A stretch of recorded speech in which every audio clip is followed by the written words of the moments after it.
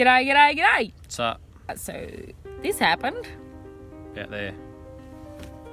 a little while ago. I'd been staying at Paul's place and we both had to go into town. So, I took my caravan and Paul followed. On the stretch in the 100k zone, I was going a bit over 90k's and the van decided to pull me right off the road. Yeah. A bit like that. Yeah, there's some very faint skid marks just kind of running down this way. And that's actually where I came off the road. So you haven't seen us for a little while because we've actually been recovering from that whole ordeal. And the flu as well, and a couple other things going on. Going down this way is kind of following the way that it all drifted really. Off the side of the road, you might be able to see some of the glass and ripped up ground. It was a pretty surprisingly traumatic thing for me. And because Paul was following, he witnessed it all. I don't like driving past caravans anymore. Yeah, me neither. Come all the way down. So this whole way we come all the way down and then basically sort of turn sideways. Just about here where you can see my car is.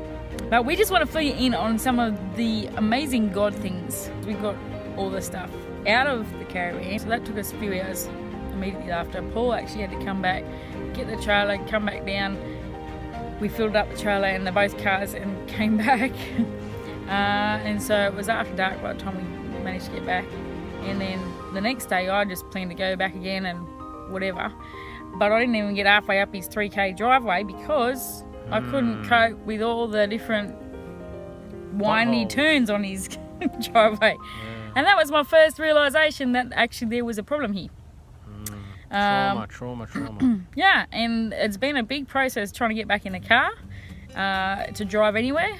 The speed, the swaying of the car as it goes around turns, any sense of feeling out of the control, like when you go on a windy section or something and the car just sort of nudges where you didn't plan for it. Loads of things.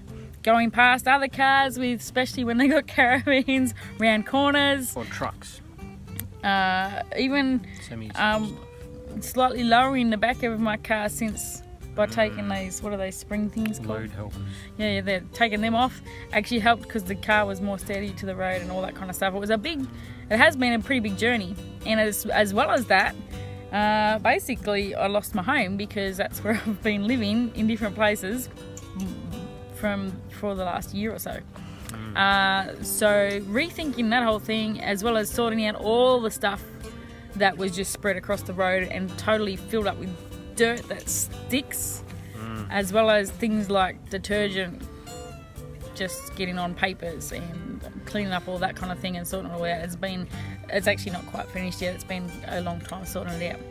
But that is what has happened, and what didn't happen probably is what we really want to focus on here, because we want to encourage you that even in the stormy times when bad things happen in life, there's heaps of things that we can see in this that are God involvement in looking out for us.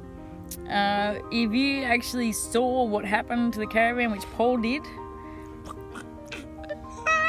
yeah, and he said it was bouncing as high as the fence line off the road, and every person that sort of pulled over when they saw the accident as we're cleaning up and most of them, the first thing they said was some expletive, some kind of swear word, because they're just like, wow. And talking with people who kind of know about it, those kind of accidents basically never happen without the van rolling the car and the van. So effectively the biggest thing probably in it all is that I should have been dead. Or at least upside down in a car. Yeah. And yet I walked away with 2 tiny little scratches, and that's all. Not even a broken arm, a leg or anything. A lot of mental trauma, as we just explained. But effectively, I couldn't have walked away better off in a physical factor as far as it goes, except for a bit of shock or whatever. But there's God in that. And you should have seen the tow bar afterwards is just all walked out of whack. But apart from that, the car's fine as well. That should have been a shocker. Should have done all sorts of damage to the chassis or ripped the boot side of the car off. Yep. Yeah, pretty crazy. If you go to the stretch of road that it happened, this is like an hour and a quarter at the minimum trip. So We're you've about been a half through the an hour driveway. away from my house. At least, yeah. And in all that stretch, there's parts of the road that are like Very narrow with no side to lean on yes, to park on. that's a fair whack of the road, and there's lots of curves and turns and hills and valleys and whatevers, and there's a bridge or two, and there is just before the spot where it happened and just after, not far away, is if I'd come off the edge of the road there, it was going down into a dip, so even if the van wasn't going to roll us, the dip would have rolled us. Like pretty much if we tried to pick a better spot along the whole stretch of where we had to go for it to happen, there wasn't a better one in the whole stretch from the whole hour and quarter drive. So again, it's just like God was looking out for us, you know, see how wide that is back there, and how comparatively flat it is from even the stretch up behind it. I don't know if you can see, but where that truck just came past, right back up there, it's really quite steep, and the incline also goes off the side of the road quite steep as well. So if I had come off earlier, I would have slipped down that way and definitely rolled as I came off the side of the road as well. So very, very definitely things could have been a lot worse. If we were to see the other side of the road as well, the grass is hiding quite a slope as well. And that's literally a few metres further forward than where I came off the road and stopped.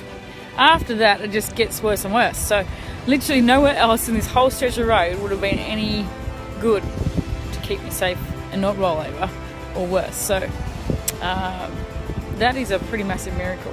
What we had the deadline was for getting Paul's car rego and my van rego. So it's just a cool little extra blessing that it happened on the way there instead of on the way back. Because if it was on the way back, I would have paid for all the rego, the safety test, and the rego papers and everything. I would have done it all, paid for it all, and then lost the van. There was a big semi-trailer, massive thing, go flying past her at 100 k's when just as she'd started to wobble, which just set her off the whole thing. And during that whole thing, she managed to somehow not cross the double lines in the middle of the road, even once by a whisker, not even. Like, she didn't even get close to the middle line, which is I was worried ridiculous. about that. Yeah, I was like, when it all started to wobble, I was thinking she's going to go smack into all those cars behind that semi-trailer, because it's going to make an eddy in the wind and hook her in behind the truck, and she's going to go smack into all those cars. But that would have been like a 190 kilometre collision, and it didn't happen. She didn't cross the line.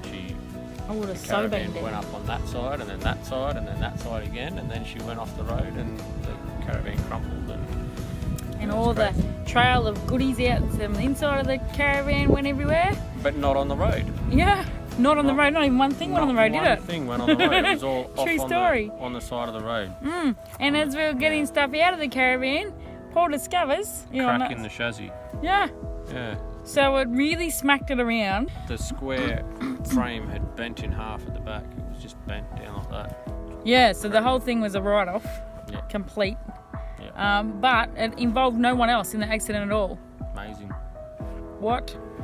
And do you know what else? I packed almost all of the fragile music gear in the car, and there was only a few things left in the Caravan. And of those things, I think I have to say nothing was damaged. Amazing.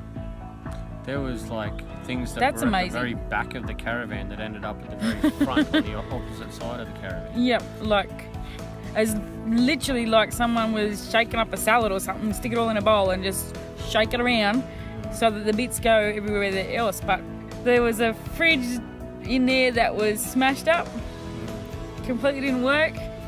I don't need that, but my music gear. Safe, sweet, we're good. we had just set up this beautiful beast called the Lighthouse, which is a little bit more ugly now because I've been doing some work on it, but Forgot about the name of the thing. we literally just set it up to get it ready as a music studio. So we'd emptied all the other stuff that was in it, storage wise or whatever, and we'd moved it into a new location so it's easier to use. We'd even set up a bed so that we could still be working with me being able to lay down with my neck. Yeah, whenever you had to stop. So there was even a bed in here ready to go. Yeah. Yeah, so it was kind of almost like we'd set it all up here already, not knowing that it would need to. We planned to crash Bar's Caravan right there. Smack. At that time. Yeah. But like literally if it had happened a week before, this one would not have been anywhere near being ready to accommodate me and all my junk from my thing to sort out and all sift through and everything. Even though we're still using it as a studio as well, so it's like it's all happening. It's been pretty hectic. The point is, because we've gone on for a while now, just to encourage you guys that God has been in through the whole thing, and even though it's taken some time to get back into the swing of things, it's probably going to be a bit of a slow build to the momentum of what we were hoping to be doing by now, and even what we were doing before. We still crack-a-lacking at it, and going to be building back into things, and we're looking forward to getting more of these videos back out to you, more of the music, more of the encouragement, more of the good news, and yeah, we're stoked to be able to get back on board with all that. And to just give Jesus a huge rap and a huge big thank you, because so much worse could have happened and didn't. Even though it wasn't the greatest experience to go through. Just another one of those things that shows you that even through trials and terrors and nightmares and all sorts, God's still there, He's still got the plan, He still knows what's going on, and despite everything that we live through in the name of Jesus, we still have salvation. And that gives us security for even if we were all to die in a caravan accident. We got heaven, so mad. Pretty mad. Yeah, pretty cool. God is so good. So, without further ado, we're going to say goodbye for now. And we look forward to catching up soon again. Till then. Kind regards. Retro. Cristo.